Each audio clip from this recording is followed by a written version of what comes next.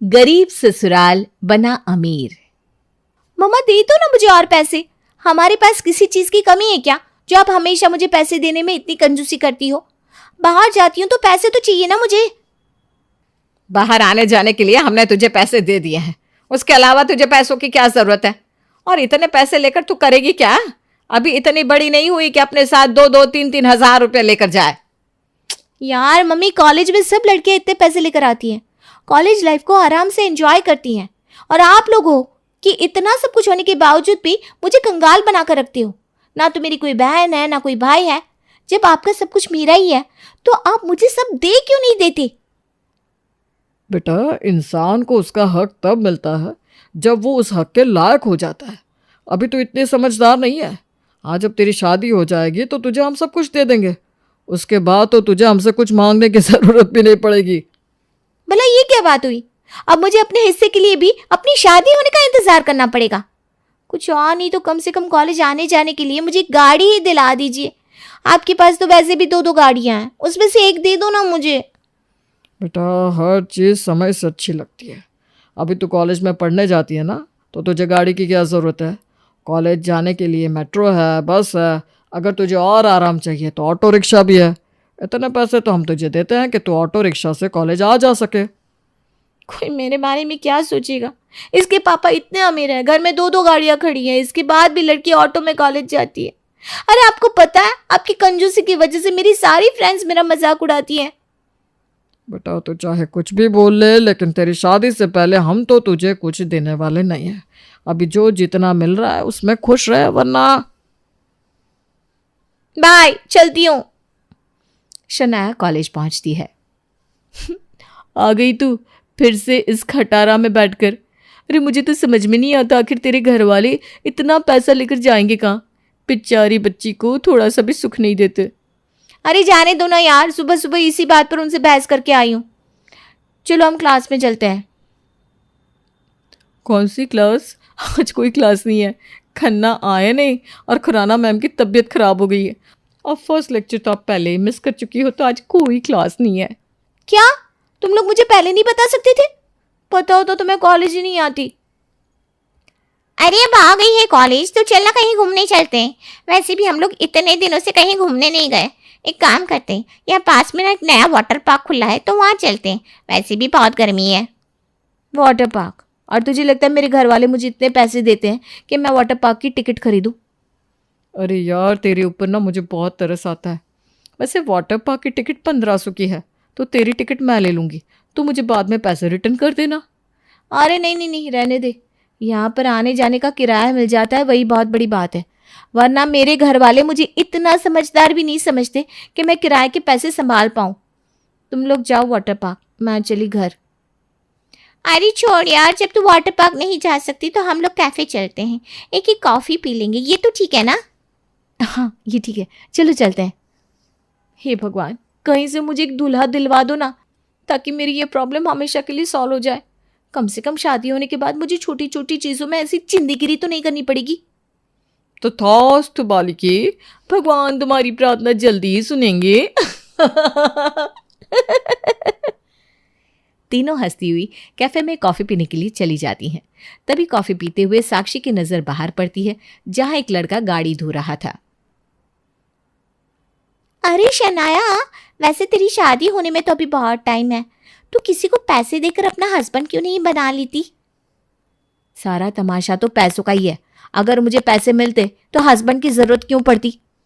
अरे तू समझी नहीं, मेरा मतलब है तू किसी से झूठी शादी करके उसे अपने मम्मी पापा के सामने ले जा। अब एक बार शादी होने के बाद उन्हें तुझे एक्सेप्ट तो करना ही पड़ेगा, और एक बार उनकी नज़रों में तेरी शादी हो गई तो सब कुछ तेरा ही है। वो देख, बाहर वो लड़का गाड़ी धो रहा है ना, उसे पक्का पैसों की ज़रूरत होगी, तो तू उससे बात कर, क्या पता वो तेरा हस्बैंड बनने के लिए मान जाए। नहीं तो क्या, वैसे भी एक गाड़ी धोने वाले को जब तेरे जैसी वाइफ मिलेगी तो वो मना तो नहीं करेगा। वैसे दिमाग तो बहुत अच्छा लगाया तुमने, एक बार जाकर ट्राई करती हूँ। शनाया बाहर उस लड़के के पास उससे बात करने जाती है और उसे झूठी शादी के लिए एक ऑफर देती है। देखो, मुझे पता है कि तुम्हें पैसों की ज़रूरत है और मुझे एक नकली पति की ज़रूरत है। तुम बस मेरे मम्मी पापा के सामने मेरे हस्बैंड बनने का नाटक करो, बाकी तुम्हें हर महीने मैं सैलरी देती रहूँगी। तुम आराम से मेरे घर में भी रह सकते हो, तो तुम्हारी लाइफ भी बहुत ईजी हो जाएगी। वैसे मुझे कोई प्रॉब्लम नहीं है। अगर मुझे मेरे काम की सैलरी मिलेगी तो मैं तुम्हारा नकली हस्बैंड बनने के लिए रेडी हूँ। ये हुई ना बात, तुमने तो मेरी सारी प्रॉब्लम ही सॉल्व कर दी। चलो अब चल कर ना हम पति पत्नी बन जाते हैं। घर वालों को भी तो लगना चाहिए ना कि हमने सचमुच में शादी की है। शनाया मार्केट से मंगलसूत्र, नया चूड़ा लेकर पहन लेती है और अपनी मांग में लंबा सा सिंदूर भर लेती है। लग रही हूँ ना मैं बिल्कुल अच्छी तरह शादीशुदा। बिल्कुल। अब तो बस मुझे घर जाकर मम्मी पापा का रिएक्शन देखना है। इतने टाइम से मुझे टॉर्चर कर रहे हैं, आज ना उन्हें बहुत अच्छा शौक लगने वाला है। शनाया धीरज का हाथ पकड़कर अपने घर पहुंच जाती है और घर पहुंचकर बजाती है अपने दरवाजे की घंटी, टिंग डोंग। अरे लगता है शनाया आ गई, जाकर दरवाज़ा तो खोलना सीमा। अरे खोल रही हूँ जी, आप तो उठकर दरवाज़ा खोलेंगे नहीं, मुझे पता है मुझे ही खोलना है। अरे जाओ ना, शनाया इंतज़ार कर रही होगी। सीमा उठकर दरवाज़ा खोलती है तो अपने सामने का नज़ारा देखकर उसका तो सर चकरा जाता है। ये कौन है? तेरी मांग में ये सिंदूर, गले में मंगलसूत्र और हाथ में ये चूड़ा, क्या है ये सब? अरे इधर आइए जी, ये देखिए तो क्या हो रहा है। अरे माँ, पापा को यहाँ बुलाकर उन्हें तकलीफ क्यों दे रही हो? हम दोनों खुद ही अंदर आ जाते हैं। आ जाओ राघव, अब हम अंदर चलते हैं और सबसे पहले मम्मी पापा का आशीर्वाद लेते हैं।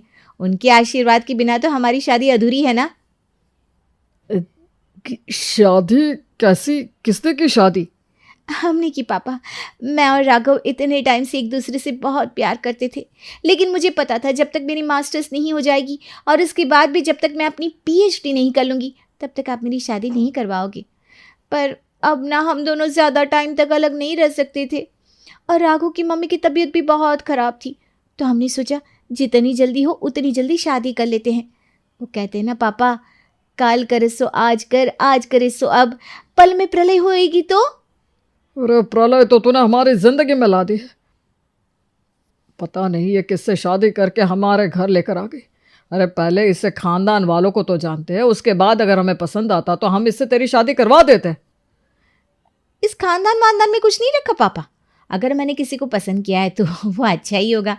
अच्छा आप ये सब छोड़िए, हम बहुत थक गए हैं, हमें आराम करना है। ये सब तो ठीक है, लेकिन ये जानता है ना कि हमें घर जमाई चाहिए, हमारी संपत्ति को संभालने वाला। तो और कोई तो है नहीं। अब तुम्हारी शादी हो गई है तो सब तुम्हें ही संभालना है और हमारे बुढ़ापे में हमारा ख्याल भी तुम दोनों को ही रखना है। अगर इसे ये सब मंजूर है तो ही हम इसे अपना दामाद बनाएंगे। बिल्कुल। अच्छा अब बहुत सवाल जवाब हो गए, चलिए हम रेस्ट करने चलते हैं। अगले दिन। शनाया बेटा, जैसा कि मैंने तुमसे कहा था, तुम्हारी शादी के बाद मैं सब कुछ तुम्हारे नाम पर कर दूँगा। तो आज से बिजनेस भी तुम्हें संभालना है। यह हमारे नए क्लाइंट्स की फाइल है, इसे ज़रा ध्यान से पढ़ लेना। और कुछ टाइम से हमारा प्रॉफिट भी कम हो रहा है, तो उसके लिए भी कुछ सोच लेना। अच्छा एक बार मुझे फाइल दिखाना तो मैं भी डिटेल्स पढ़ लेता हूँ। क्या? अरे तुम डिटेल्स पढ़कर क्या करोगे? वैसे भी बिजनेस से तुम्हारा दूर दूर तक कोई लेना देना नहीं है, तुम रहने दो, ये सब कुछ मैं देख लूँगी। देखो बेटा, तुमने मेरी बेटी से शादी ज़रूर की है, लेकिन हमारे बिजनेस के बीच में बोलने का तुम्हें कोई हक नहीं है। ये सब कुछ मेरी बेटी का है, तुम्हारा नहीं, इसलिए तुम इसके बीच में ना बोलो तो ये अच्छा रहेगा। वो तो मैं बस ऐसे ही पढ़ रहा था, बाकी मैं जानता हूँ कि ये सब कुछ शनाया का ही है। राघव को शनाया और उसके पापा की बात दिल पर लग जाती है, लेकिन वो फिर भी उनको कुछ नहीं कहता। कुछ दिन बाद। अच्छा हुआ मैंने तुमसे शादी करने का डिसीजन लिया, कम से कम मुझे पापा ने ये गाड़ी तो दे दी, वरना मैं अभी भी ऑटो से ही कॉलेज जा रही होती। अच्छा तुम्हें भी तो बाहर जाना था ना, चलो तुम्हें ड्रॉप कर देती हूँ। वैसे अगर तुम बुरा ना मानो तो क्या एक दिन के लिए मैं तुम्हारी गाड़ी चला सकता हूँ? आज मेरा ड्राइव करने का बहुत मन कर रहा है। माफ़ करना, लेकिन मैं तुम्हें ये गाड़ी देकर अपनी गाड़ी का हुलिया नहीं बिगाड़ना चाहती। तुम कभी इतनी महंगी गाड़ी में बैठे भी हो जो इसे चलाने की बात कर रहे हो? अगर गलती से तुमने इस गाड़ी को कहीं ठोक दिया ना तो तुम्हारे पूरे महीने की सैलरी से भी तुम इसे ठीक नहीं करवा पाओगे। मैं तुम्हें अपनी गाड़ी में बैठने दे रही हूँ ना, वही तुम्हारे लिए बड़ी बात है। कहाँ तुम गाड़ी को साफ करने वाले और कहाँ मैं तुम्हें इस गाड़ी में बिठा रही हूँ। चलो बैठो अंदर, मुझे कॉलेज के लिए देर हो रही है। नहीं रहने दो, वैसे भी मुझे जहाँ पर जाना है वहाँ पर जाने के लिए भी थोड़ा टाइम है, तो मैं बाद में चला जाऊँगा। ठीक है, अगर किराया लेना हो तो मेरे कमरे से ले लेना। वैसे भी अब तुम्हारे दूसरे महीने की सैलरी देने का टाइम आ गया है, तुम्हारे पास पैसे ख़त्म हो गए होंगे ना, तो ले लेना। चलती हूँ मैं। शनाया की बात से राघव का दिल टूट जाता है। कुछ दिन बाद आजकल गंगानगर में प्रॉपर्टी के दाम गिर गए, सोच रहा हूँ वहाँ पर ज़मीन खरीद लूँ। तुम क्या कहती हो शनाया? अगर आपको ठीक लगता है तो खरीद लीजिए ना पापा। ऐसे भी मुझे प्रॉपर्टी के बारे में ज़्यादा नॉलेज नहीं है। प्रॉपर्टी वगैरह के बारे में तो आप ही ज़्यादा जानते हो, तो आपको ठीक लगे तो खरीद लो। अरे नहीं, गंगानगर में प्रॉपर्टी खरीदने का अभी कोई फ़ायदा नहीं है। वैसे भी वहाँ पर कई सालों तक डेवलपमेंट का कोई चांस नहीं है। अगर आपको प्रॉपर्टी में इन्वेस्ट करना है तो ऋषिनगर में प्रॉपर्टी खरीदिए। पिछले कुछ सालों में वहाँ पर काफ़ी डेवलपमेंट हुई है। अभी ज़्यादा लोगों ने वहाँ पर प्रॉपर्टी खरीदी नहीं है, इसलिए प्रॉपर्टी के रेट भी ठीक है। अगर आप वहाँ प्रॉपर्टी खरीदोगे तो आने वाले टाइम में आपको बहुत प्रॉफिट होगा। बेटा लगता है शायद तुम्हें किसी ने सिखाया नहीं कि जब तक तुमसे किसी बारे में पूछा ना जाए तुम्हें अपनी राय नहीं देनी चाहिए। मैंने तुम्हें पहले भी समझाया था ना कि बेशक तुम मेरी बेटी के पति हो, हमारे दामाद हो, लेकिन हमारे घर के फैसलों के बारे में बोलने का तुम्हें कोई अधिकार नहीं है। तुम घर जमाई हो, घर जमाई बनकर रहो, अपना कायदे में रहो।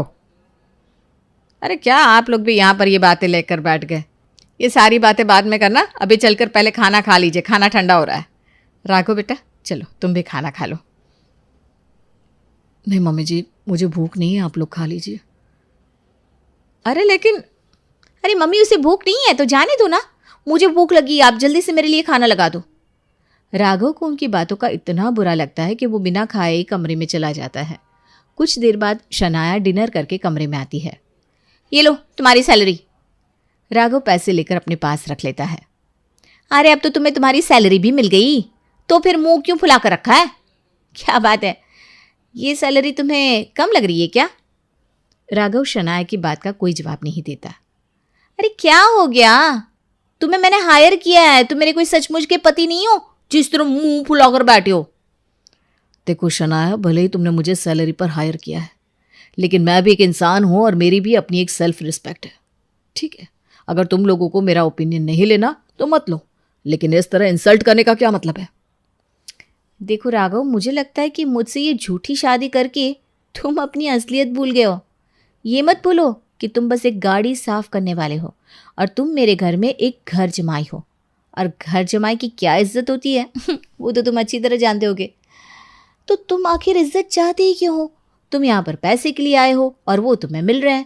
तुम्हारा सारा खर्चा उठा रही हूँ ना मैं, तुम्हारे रहने का, खाने का, कपड़ों का, हर चीज़ का खर्चा मैं कर रही हूँ। तो तुम्हें इससे ज़्यादा और क्या चाहिए? हाँ, और अगर तुम्हें ये सैलरी कम लग रही है तो बता दो, मैं ज़्यादा पैसे दे दूँगी। रुको। शनाया अपनी अलमारी से एक नोटों की गड्डी उठाकर लाती है और राघव के सामने रख देती है। क्या है ये सब? देखो, अब इस तरह भोले बनने का ड्रामा मत करो। अच्छी तरह जानती हूँ तुम ये बेइज्जती और इज्जत का ड्रामा सिर्फ और सिर्फ पैसों के लिए कर रहे हो।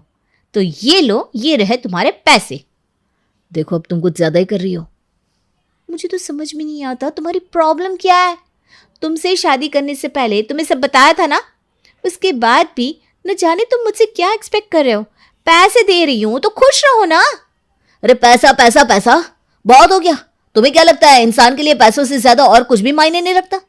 अरे मान लिया कि तुमने शादी के लिए मुझे हायर किया, लेकिन मेरी इज्जत का क्या? हाँ, अगर कोई एम्प्लॉय एक कंपनी में जॉब करता है तो इसका मतलब ये नहीं कि उसे सैलरी मिलती है तो कंपनी वाले उसकी कोई इज्जत नहीं करते या उसे हर वक्त बेइज्जत करते हैं। तुम मुझे हर महीने सैलरी क्या देती हो? तुम तो मेरी कोई इज्जत ही नहीं समझती। ए मिस्टर, देखो, मुझे तुम्हारी इज्जत बेइज्जती से कुछ लेना देना नहीं है। तुम मेरे एक झूठ मूठ के पति हो, अपना नाटक जारी रखो और अपने पैसे अपने पास रखो। वैसे भी तुम जैसे लोगों को इज्जत से ज़्यादा पैसों की ज़रूरत होती है। तो अगर पैसा मिल रहा है तो उसे रख लो, वरना जितना मिल रहा है वो भी नहीं मिलेगा। उस दिन जब तुम मेरे पास आई थी तो मुझे लगा था तुम बहुत अच्छी लड़की हो, लेकिन अब पता चल रहा है कि ना तो तुम्हें किसी से बात करने की तमीज़ है और ना ही तुम किसी की इज्जत करती हो। मैं तो तुमसे सचमुच का प्यार करने लगा था, लेकिन तुम्हारी ये सच्चाई देखकर मुझे खुद से घिन आ रही है। अरे बाप रे बाप, हिम्मत तो देखो अपनी, तुम मुझसे प्यार करोगे? जितने पैसे तुम अपनी जिंदगी में नहीं कमा सकते ना, उतनी महंगी तो मेरी गाड़ी है। तुमने मुझ जैसी लड़की से प्यार करने का सपना आखिर देखा कैसे?